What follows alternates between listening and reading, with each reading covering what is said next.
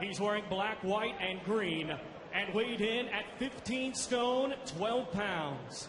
Coming to us from Brixton, London, he brings a professional record consisting of 8 wins, 3 defeats, with 6 of his 8 wins coming by way of knockout.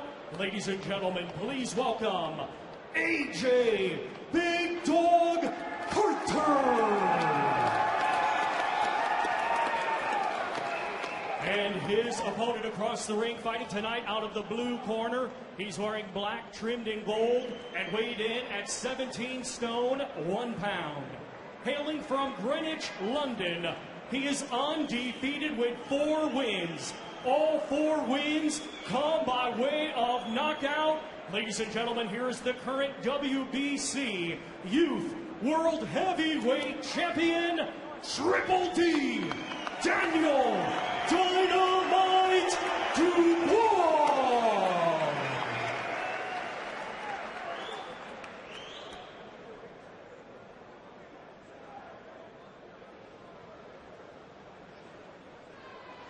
You both had your instructions in the dressing room. You know what I expect. Obey my commands at all times. Defend yourself at all times. Shake hands. Good luck. Well, Daniel Dubois, a mountain of a man. AJ Carter, who celebrates his 30th birthday tomorrow. You might have recognised in his corner the man who's been training him, helping him get ready for this. Very, very good fighter of a few years back. Richard Williams, one of our best light middleweights, or super welterweights as you call him now. And he says that AJ Carter is an improving fighter, but the big test is going to be whether or not he can take the power of Daniel Dubois. He'll be looking to spear him. Oh, my goodness. First shot is landed. The chopping right hand, and Carter down. Yeah, incredible, John, wasn't it? He seemed to literally walk to the corner right from the opening bell. So Carter caught early. And he's looking to put him away again in this opening round, and he goes out for a second time. The right hand again, detonating on his head in a similar spot to the first, which put him down. So 2 knockdowns. Referee Lee Cook is looking carefully, and now, oh, that's surely it. Massive right hand, and it is all over in the first round, and a colossal right hand from Daniel Dubois. And Carter, with that, I think, has been knocked cold. Yeah, the super shot finished the job off there, John, wasn't it? But Carter, right from the word go, just wasn't in the contest at all. As soon as the bell went for the first round, he'd sort of drifted into a neutral corner, took a jab and then a short right hand. Let's hope the lad's all right. There's still no movement there. Martin Bauer's just calming Daniel Dubois down. That's very sensible indeed, and let's just, fingers crossed, everything's okay with AJ Carter. Tyson Fury and his dad John watching at ringside. And the man who would be the English champion, Nathan Gorman, young heavyweight, coached by Ricky Hatton, watching behind me, and with a little bit of a shake of the head when I turned to look to get his reaction to that. He knew, as the whole crowd knew, that AJ Carter, with that 3rd big right hand, had taken a huge shot.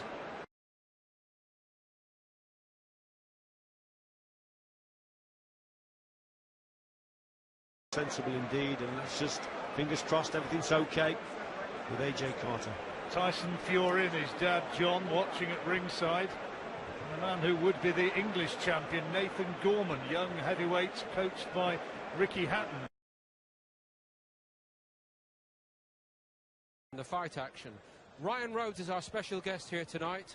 Ryan, of course, blazed a trail early in his professional career. We think your first 16, you won 13 by stoppages. And this young man, Ryan, looks, he's cut from the same cloth. Different weight division, lots of differences. But that essential similarity there. What did you see here as we look at it again from the top? I think he's past this level. That's what I'm talking about. I boxed for the British title on my 11th pro fight, and I think Daniel Dubois is more than ready for this level. Look, you were a big puncher. Just technically, that shot, it was so, and Richie said it, so short. The right hands aren't travelling far. This is how hard this young kid can hit. They don't have to travel far, and when they land, you can see the expression on his opponent's faces. They don't want to be hit by another shot like that. If I'm honest, maybe this fight could have been stopped on the second knockdown. I don't think he had anything to give after this. His legs are still slightly unsteady there. Did he need to take this shot? I don't think so. Steve, it maybe could have been stopped then, but I think in defence of the referee slightly, if there is a defence, AJ Carter takes the count on his knees. He's not stumbling, he's not struggling to get up. Of course it should have been stopped then, you heard me shout, but that's in defence of the referee. He's looking at AJ Carter, AJ Carter's on his knees.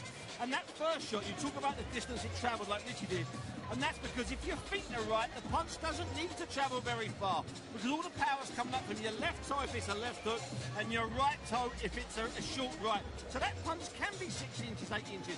In the 50s and 60s, all the great fighters, all they ever talked about, Henry Cooper's left hook, it only travels 2 inches, 4 inches, 6 inches. That's what people talked about. That's because their balance is right. This kid is a throwback heavyweight, Paul. Let's find out a little bit more about him. Again, remembering new viewers on BT Sport here in 17-18 who maybe didn't witness the early stages. So your first chance to meet him now with John Rawling. Daniel, 48 seconds was all that it took. That was a great shot you caught him with. Yeah, good timing, and I was very focused for this fight. I trained very hard, so I expected that of myself. Is that right hand that you hit him with the third one which put him down? Is that as good a punch as you've thrown? I've thrown better, but I'm just trying to improve all the time, and the more correct my shots, whoever they land on will go down. But I hope he's okay, and I hope he recovers. He should recover. It was quick, and it's better that way that I go out there and do the business first round instead of both of us having to endure punishment for the duration of 10 rounds.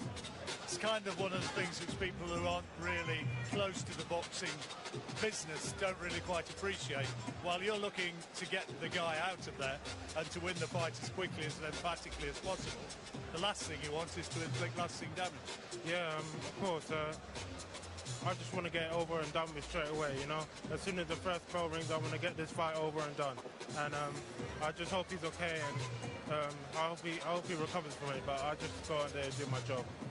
Let's just bring Frank Warren in here, because in an ideal world, brilliant as he was there, and getting him out as quickly as he did, would you want to see Daniel in with more time, more rounds in there? Well, obviously I would do, but what do? He's a puncher, he's a big puncher. He can box as well. He's got a superb jab.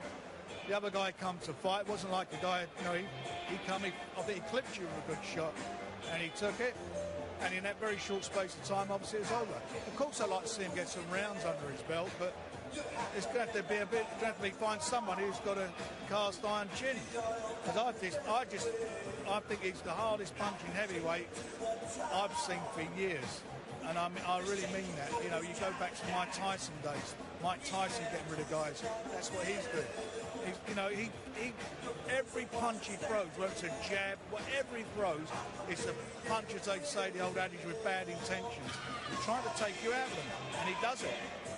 Now, another fighter who you've got under contract, Nathan Gorman, is going to be fighting soon for the English title, and I guess the English title is one option that you could be going for. Well, why not? I mean, that's a fight down the road for the guys, and we can build that into being a nice fight. Nathan's just come with us, Angst's with us, and I'm sure that will happen sometime next year. It's a fight I'm sure that all the fans will want to see, and it's a fight that the guys will want. He wants to fight the best. Nathan wants to fight the best. That's what they do. For me, he's the best young heavyweight out there at the moment in the world, not in Britain, in the world. And I don't go banging the drum, especially for young guys, but I really do think that the future is so good for him, so good for Daniel. And just the thing about him is he loves it. He's in the gym training, he wants it, and that is very important for a fighter. It's not just about showing up, getting out of condition. He's in condition all the time. He wants to be the world champion. Ring Magazine over in the United States, Daniel, have mentioned you as one of the hottest young prospects out there, and the guys who run that business and run that magazine, they certainly know a bit about it. So well done, and you must be happy to have come through as a winner again. Oh, definitely. I appreciate all the exposure BT Sport and Frank Warren himself gives me on getting on these shows, and I just hope to keep the ball rolling and go on to bigger, better things. Keep winning, Daniel. Well done. Appreciate it. Thanks. The excitement is amazing, but it's life on the high wire when you've got an explosive young heavyweight, and guiding him forward is not easy, Steve, is it? A man called Johnny